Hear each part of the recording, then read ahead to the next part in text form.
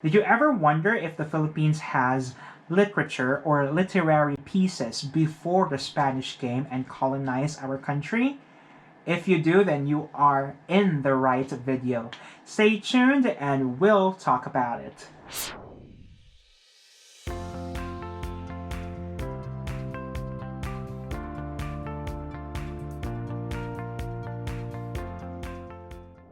Welcome back and welcome to Everything English with me, Teacher Loki.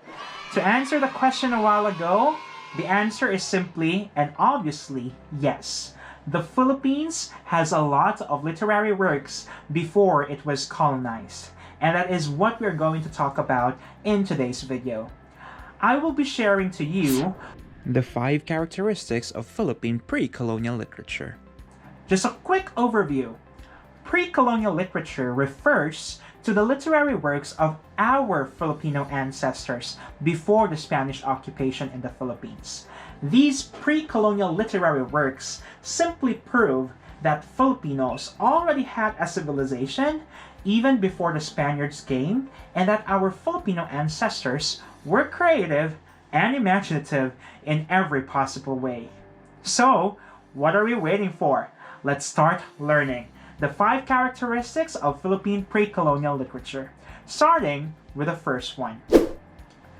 Pre-colonial literature practices the art of storytelling called oral tradition. Oral tradition is the passing of stories or tales from one generation to another through the word of mouth. Though the definition of oral tradition deviates from what literature really means, this is still considered as part of literature. It's a special consideration. Now, another interesting fact about oral traditions is that there is no permanent story. This means that the details in the story may change depending on the storyteller. This makes a story even more fun and interesting to listen to. That's our first characteristic. Second characteristic is common themes of pre-colonial literature are the following. We start with nature. Natural phenomena are explained through oral traditions. We also have supernatural events. Filipinos, up until now, are fond of talking about supernatural creatures, and these creatures were made because of 2 main reasons. 1, to protect the children from wandering off the woods, and 2, to protect nature from people who are trying to destroy it, such as cutting down trees or killing other living things. The third theme is bravery of heroes. Our ancestors also believed in human beings with superpowers. They believed that they are the gods that dwell in the human realm, and that they will be protected, or our Filipino ancestors will be protected if they befriend these gods. And the last common theme are the customs and ideology. So the stories and literary pieces of pre-colonial Philippine literature mainly mirrors the lifestyle and traditions of the Filipinos before. It may also describe that our ancestors already have the wit and creativity even before we were colonized. Now let's proceed to our third characteristic, and that is Philippine pre-colonial literature was considered their truth.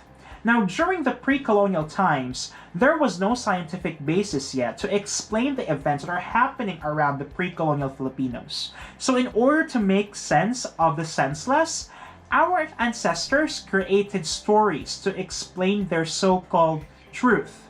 However, in the modern times, these stories are considered mainly fantasy.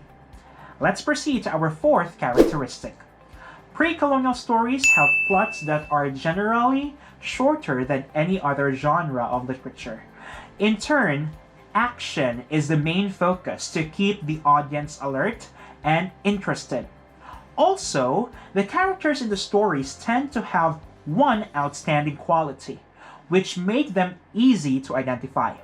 Examples of these characters and their outstanding quality are the wisdom of Aligoyon, the strength of Lamang, and the laziness of Wantaman. These characters are easily determined because of that one trait that is prominent of them. And our last characteristic is that the language is full of melody and rhythm. One literary piece that pre-colonial literature has are the songs and chants that are used in rituals. From the songs of the Cordilleran tribes alone, our ancestors definitely have created literary masterpieces that would prove that they have melody and rhythm. Now let's do a quick wrap-up. These are the 5 characteristics of Philippine pre-colonial literature. Number 1, pre-colonial literature practices the art of storytelling called oral traditions. Number 2, common themes of pre-colonial Philippine literature are the following: nature, supernatural beings or supernatural events, the bravery of heroes, and customs and ideologies. Characteristic number 3. The stories that were told before during the pre-colonial times were considered as the truth. But in the modern times, it is mainly part of fantasy. Characteristic number 4. Plots were generally shorter during the pre-colonial times, and characters in these stories have one distinguishable characteristic, such as the wisdom of Aligoyon and the bravery of Lamang. And our 5th characteristic is that the language used in pre-colonial times were melodious and rhythmic in nature. And that's it for our wrap-up. Thank you so much for watching this video, and I hope you enjoyed and learned a lot from Philippine pre-colonial literature. I'll promise to keep these English lessons coming, and please support me by liking and sharing this video, and don't you ever forget to subscribe to this channel.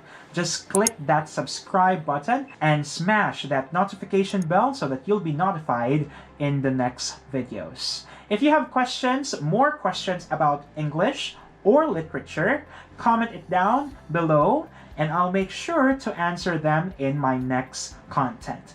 Also, if you're interested in my personal blog, I'll be sharing the link in the description box below. You can check it out as well. Thank you so much for watching, and I am Teacher Loki, and this is Everything English. Enjoy learning!